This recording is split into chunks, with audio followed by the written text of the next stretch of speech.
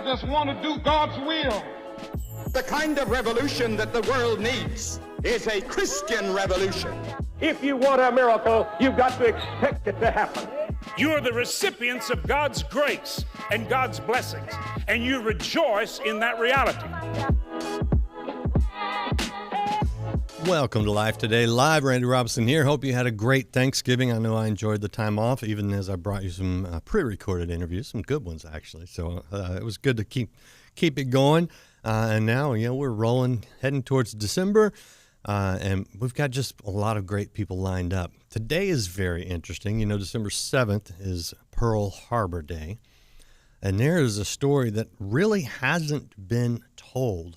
That is told in a book that is available right now. The book is called, there it is, Wounded Tiger, and the author is T. Martin Bennett, and Martin joins us today. And, with a story like this, we'll give you a little bit of the backdrop, but we're not going to tell you the whole thing because you really have to read the book and possibly a film at some point in the future. We'll get into that too, but it's interesting bit of history that you probably haven't heard.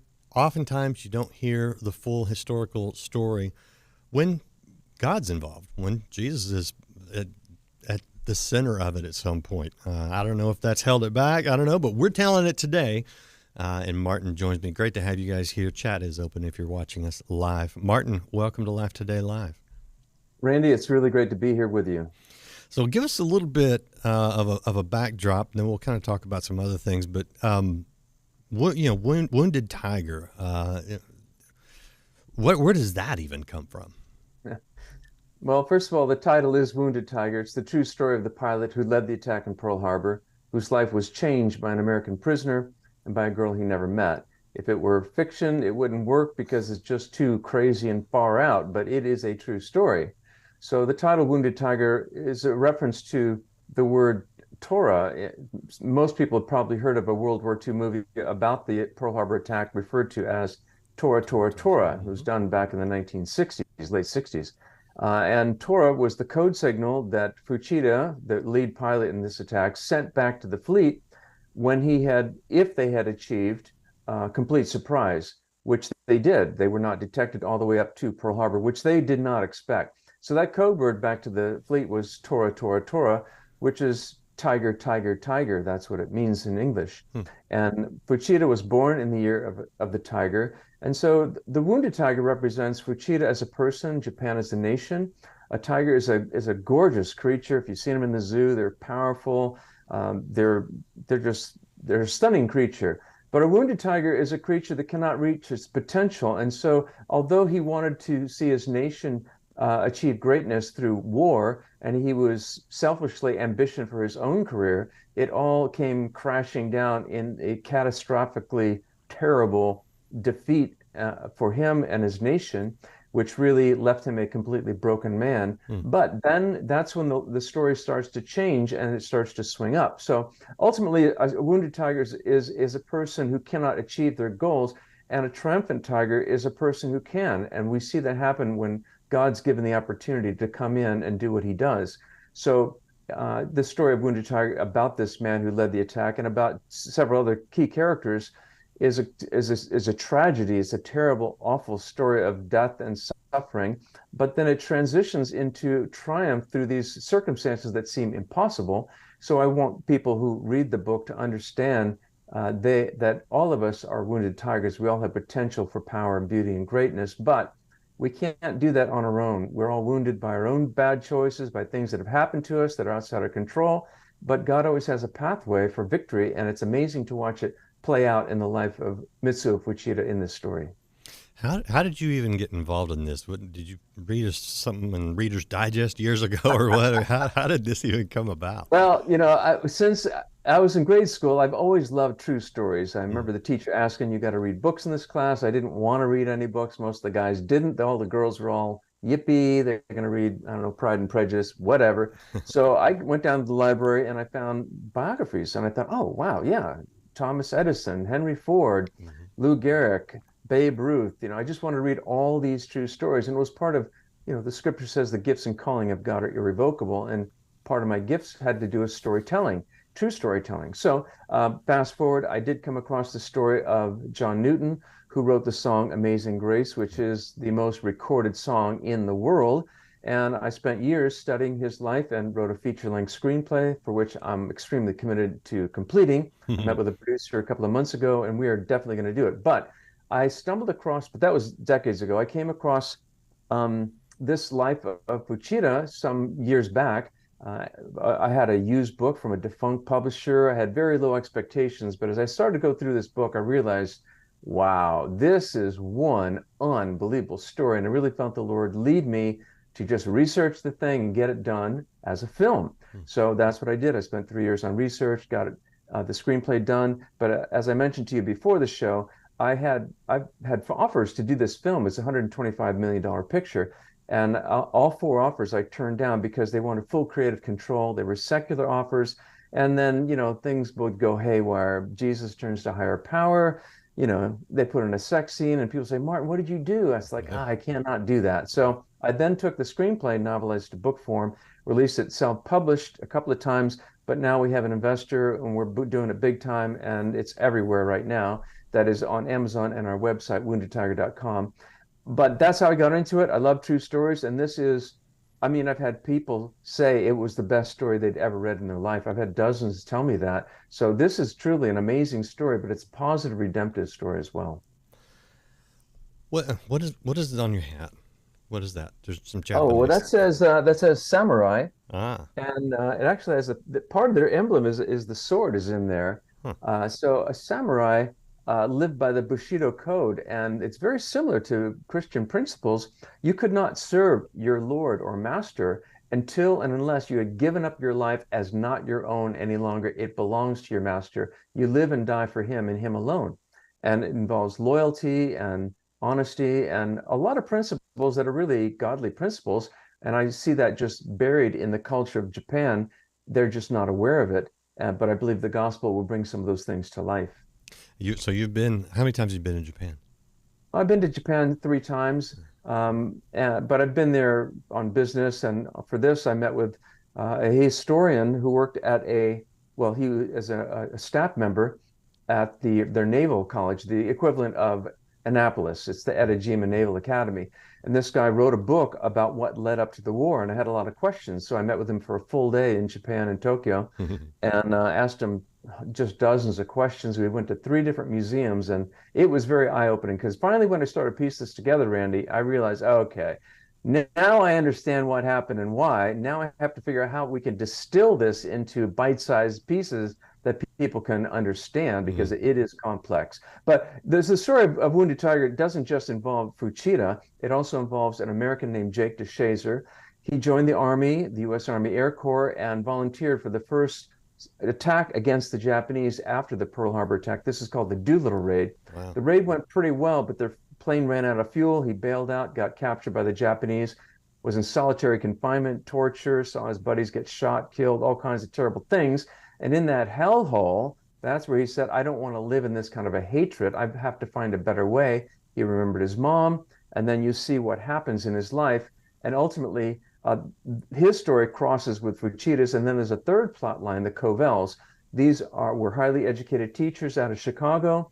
They went to Japan as missionaries and teachers. Their kids were born and raised there. But when the Japanese were ramping up for war, they realized it was not a safe place for Americans. They fled to the Philippines, sent their kids to the United States, and ultimately their daughter, Peggy Covell, had just a monumental impact on Fuchida's life when he heard her story, and that really sent him on a different trajectory. So without giving things away, those are the 3 main plot lines, but the fulcrum of the story was a young lady named Peggy Covell. Okay. I'm very, very curious now, but I'm also wondering, we are so far removed from World War II, the difficulties that people went through, the commitment that a lot of Christians had to be missionaries in places around the world. Is there any sort of cultural statement that you see when you look at this story, or when you tell the story in the book or eventually No, in the film. absolutely. I mean, the nature of mankind has not changed, and wars have been going on since the dawn of human history, Mm. and there's wars in the headlines today. But what you don't see in the headlines today is what's the solution? You don't see the solution. You see bigger guns, you see treaties, you see deals made, but you don't see a transformation where people go from hating another country, wanting to kill people, to loving other people and wanting to help people. And that's what you see in the life of Fuchida. You see it in the life of Jake DeShazer. Both these guys were just filled with hatred. And in DeShazer's own words, in prison, he said that he was crazy with hatred. He just wanted to kill Japanese people. So how do these two people go from hating the other nation, hating the other people, and going to a place where you love the people so much you just want to stay with them and be with them? Because that's what happened. Jake DeShazer ended up in Japan, living there after the war, and Mitsuo Fuchida ended up in the United States after the war, sharing his story. So in this world, there seems to be no answers, but yet the answers are all around us. And in the story of Wounded Tiger, it's not a lesson, it's not somebody explaining something, it's a demonstration walking through from a person filled with selfish ambition and hatred to a person who is humble, loving his neighbor. How does that happen? And when you see that fleshed out in front of your eyes, especially with death and suffering and just horrific situations where there seems to be no possible way that this could end up good, it does end up good, and you think, golly, I just cannot believe that could even happen. So my hope is that the story of Wounded Tiger would be a catalyst to encourage people that no matter how bad your situation is, no matter how hard it is, no matter what things have happened to you that are outside your control, God has a pathway that's amazingly good, and it doesn't require much other than saying, Lord, show me the way, you lead, I'll follow. That's what you'll see in Wounded Tiger, and that's what I hope people will take away from the story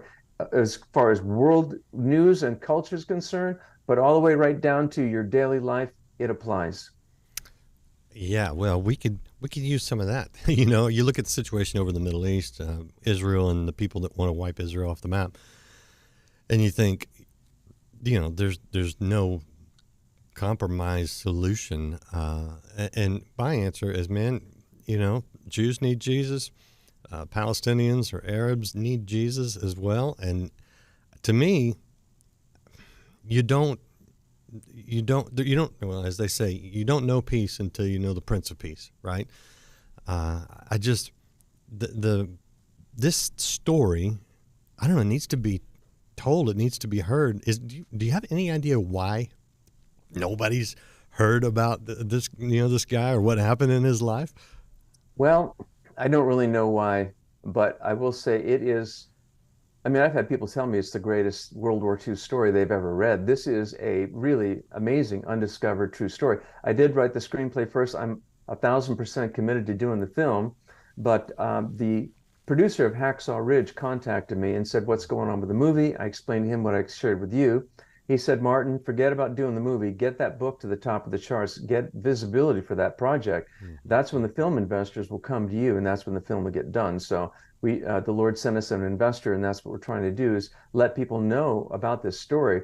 But I've got so many funny stories about people reading this thing. I've had a guy tell me, he said, Martin, I was up at 2 a.m. trying to go to sleep. My wife kept elbowing me, reading your book, saying, oh my goodness, you're not going to believe. Oh, no, unbelievable. I don't believe this. This is incredible. I've heard that many times. Even though it's a 600-page book, I've had many people tell me they read it in a single sitting, just front to back. They said they just could not stop reading it. One guy told me he read it 7 times front to back, and he said, I'm buying the first ticket to the movie. I cannot wait to see this as a film. So it is an interesting story, but it's a useful story, and that's what's fun for me. So when you talk about, hey, the solution is Jesus Christ, I agree with you. However, getting from, hey, I don't care at all, to Jesus Christ, that's kind of a big gap. Yeah. It's a big gap. And with Fuchida, what's really interesting was he was not seeking God, not seeking Christianity, not seeking faith, not seeking redemption. He was only seeking one thing, truth.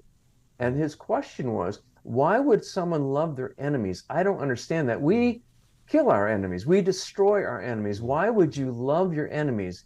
And that drove him to find out. And well, they read the Bible. I'll read the Bible too. He wasn't looking for God. He was just looking for the truth. He also had some questions, some personal questions. And and I remember reading his story, and he talked about what this personal question was. And I thought, that's an impossible question. The people who can answer that are dead. They can't answer that question. That's impossible. But I'm thinking, why is that in this story?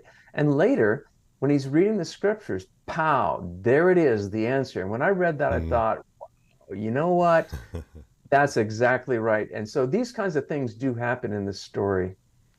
I love it. I love it. All right. We're talking about Wounded Tiger. This is the website, woundedtiger.com. If you go there, you'll see the book, and you can click on the Amazon link.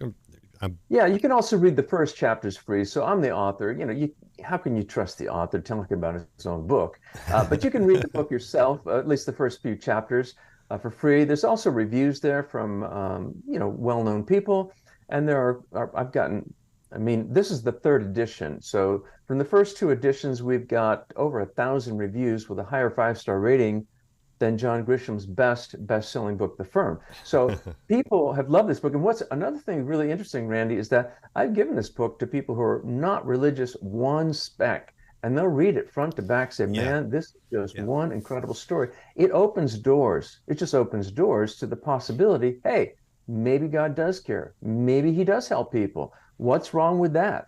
What's wrong with that? Yeah, no, and actually I was going to point that out, but I love World War II stories. And most of mine has been in the European theater. I don't know as much about the Asian, the Pacific theater. So yeah, I mean, this is very interesting and a great gift for someone in your family, if you're watching, who does like the World War II kind of stuff. I mean, because it's not just history. It's an impact, spiritual impact. All the things. Yeah, it's a story. It's a transformation story. Yeah, and I've asked people what they liked about the book. A number of people said it was just all the supernatural things that happened. So I was not expecting this to be a supernatural story. I'm just thinking, what happened? But this guy Jake DeShazer, he was not a believer when he went on this raid, and they were running out of fuel. And it looked like they were going to end up in the hands of the Japanese, who would certainly be livid about this attack. He's in this plane in the middle of the night over China. It's occupied China. It's raining. It's pitch black, and there's a hole, a doorway that opens that in the bottom of the plane for them to jump out and parachute out into occupied China and into the hands of the Japanese. And Jake was thinking, you know what? I've lived my life this way. I guess this is how I'm going to die. He jumps out of the plane into the total black darkness.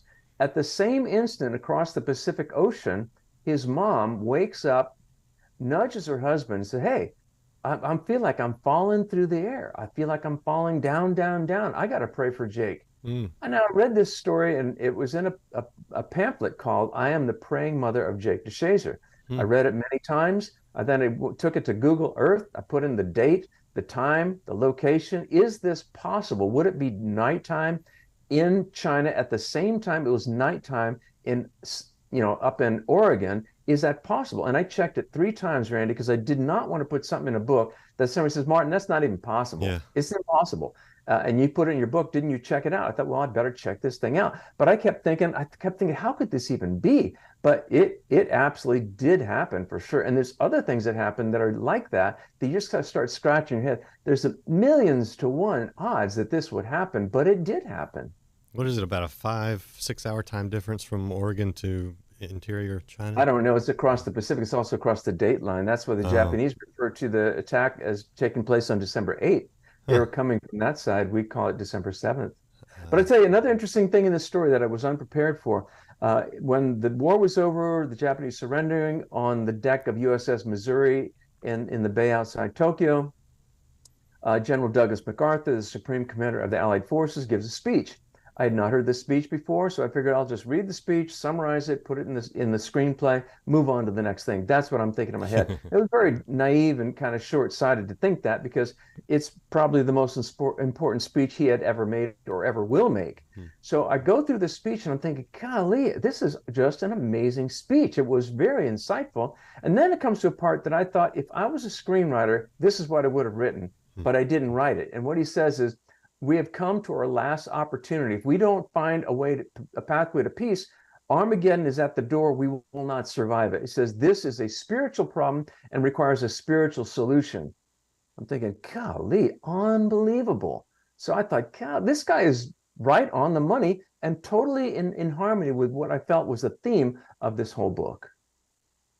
How much research did you do? Because stumbling across surprises like that's pretty cool. I read thousands of pages of information. And in fact, in this new edition that's come out, people said, Martin, you got to put that in there, because one of the things is, this is a true story. A lot of times, movies are based on a true story, inspired by true events. What does that mean? Right. Terminator by James Cameron said he had a dream about robots fighting each other. I'm thinking, well, then you can put inspired by true events on Terminator. It just doesn't mean anything. So I wanted people to know, hey, I am not using artistic license to put a bunch of dramatic things in this story. I don't do that. I spent a ton of time digging through dirt of information, so to speak, to find those gold nuggets of truth of, oh, wow, that is incredible, unbelievable. That's what I did. So this is a true story. I spent, honestly, thousands of hours on this thing. I've been working on this for 18 years since the day I came across it. Jeez. And I turned down these other film offers because I thought, no, that's just going to screw the whole thing up. But on the website, woundedtiger.com, there is a movie trailer that we put in there. It's a test trailer. It's called a sizzle reel, just to give people an idea of what it looks like. And for your viewers to know, I was contacted by an attorney about a month ago, wanting to put me in touch with a film investor who can fund the film. So we'll see what happens, but I'm certain it's going to be done. And what's interesting is, like I said, people are not religious at all. Read the book and say, that's just a great story. Yeah. It's a great story. Yeah. Speaking of great stories, did you see the not so great story of the movie Pearl Harbor? I'm sure you saw Pearl Harbor. I watched it for the visual effects. I want to see the state of the art of visual effects. And of course, I understand the history. It was just, even the visual effects were goofy. They were goofy. The guys are in a torpedo bomber. Now, a torpedo bomber is very slow, and they got to get rid of that bomb quickly because they'll get shot down. So they were the first to go into Pearl Harbor. They bomb the ships. They're perpendicular to the ships when they drop their torpedo. Then they fly off. Well, in the movie of Pearl Harbor, they got them flying back and forth in between the ships. This is like laughably ridiculous. So historians thought it was just ridiculous. Well, it was. But I will say, Hacksaw Ridge was a well-done film, though. Yes. It was quite realistic, and it was really well done. I do commend the filmmakers for the way they did that. And it's also a very moving and redemptive story. Yeah. Oh, yeah. And again, I love those. But the thing about Pearl Harbor that irritated me the most was I literally heard I don't remember if it was the screenwriter or the producer or the director, one of the three, said that they didn't think that the story of Pearl Harbor was interesting enough, so they had to add a love triangle. Yeah. What do you do? Well, the problem is, they say truth is stranger than fiction, but you have to do some homework, and that takes time, and it's difficult. So the shortcut route gives you the kind of movies we're seeing today that nobody wants to see. But if you really roll up your sleeves and take the time to dig down, and if you're starting with a story that's at least pretty good, it only gets better. And that's what happened with me over years and thousands of pages of research and thousands of emails. And this book has over 300 photos in it, maps, letters, telegraphed letters. All kinds of things. We've got stuff in this book that have never been in print before. One thing is something I didn't even know existed, Randy, and that is the actual telegraph message that says Tora, Tora, Tora on it in Japanese.